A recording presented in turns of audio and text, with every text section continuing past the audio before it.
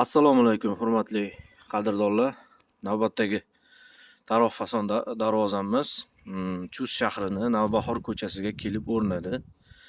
Ko'rib turganinglardek juda ham mustahkam chiqdi. 2 qavatli, shumkali. Zamoklari zo'dir zamok.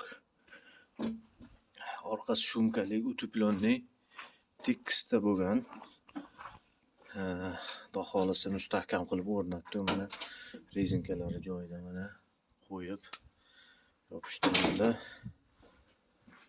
kimga kerak bo'lsa aloqaga chiqaverasizlar. Marhamat. Kimga yoqqan bo'lsa bemalol aloqaga chiqaveringlar. E'tiboringlar uchun katta rahmat. Sog' bo'linglar. Salomat bo'linglar.